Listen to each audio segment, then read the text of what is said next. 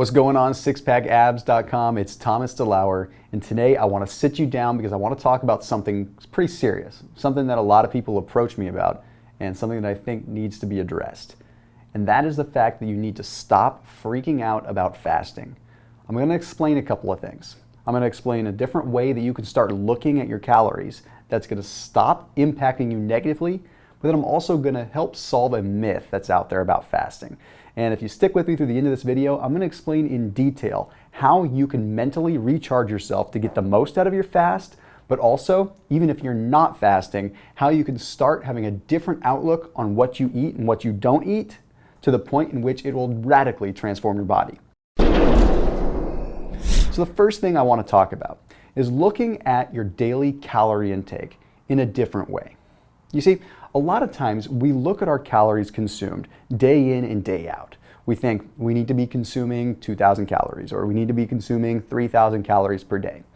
Well, let me put something in a little bit of perspective. And this is what I do with a lot of my clients. I explain it like this, is that our bodies don't necessarily know what a day is.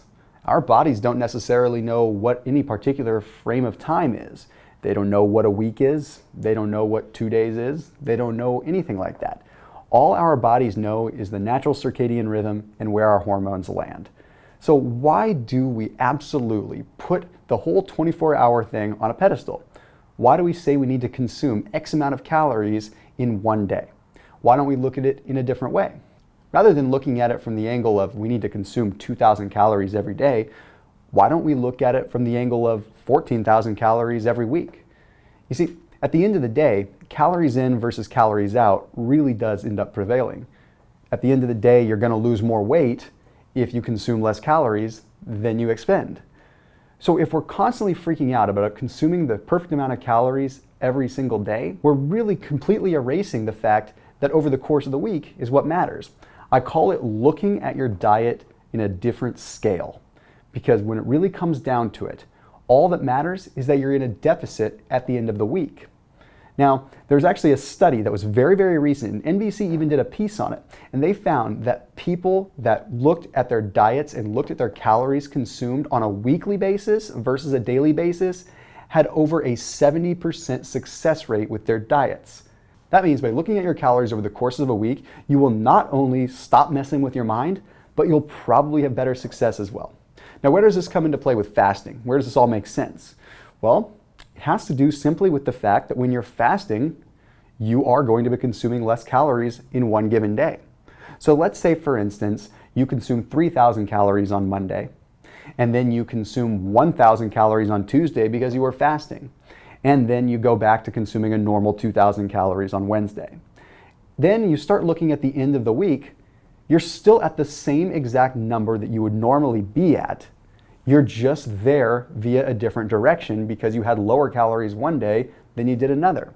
And you're not freaking out that you're under calories and going to lose all your muscle and everything you've worked for that one day. And that leads me into that next thing I want to talk about when it comes to fasting. Everyone is freaking out that people are going to lose muscle or that they're going to lose everything they've worked for. Well, let me tell you something. Your body is always going to break down muscle no matter what. It's called gluconeogenesis, and it happens no matter what.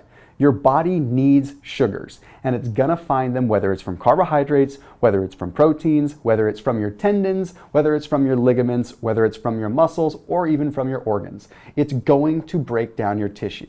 When you are fasting, you are going to break down tissue, but you're not gonna break down the precious muscle tissue you've been working for. Gluconeogenesis and converting proteins into sugar is a process that occurs not just from protein in muscle, but more so from protein that's floating around in rogue cells and floating around in ligaments and dead tissue that needs to be recycled anyway. It's something known as autophagy. And this autophagy is that promoted cell death. It's the recycling of cells that we need. And when you're fasting, that is occurring because we're promoting the natural recycling of cells. So don't get freaked out that your body's going to break down muscle tissue. Your body is more likely breaking down tissues you don't need so that it can make room for tissues you do need, so you can get the body that you want. So I hope that this video clears some of those myths up and gives you a new perspective to look at your diet. Your body does not know what 24 hours is. Your body only knows how many calories you're consuming overall. So I encourage you to look at it a little bit differently, look at life through a different lens, and get in there and kill it and make it a crazy good day so that you get in the best shape of your life. I will see you soon.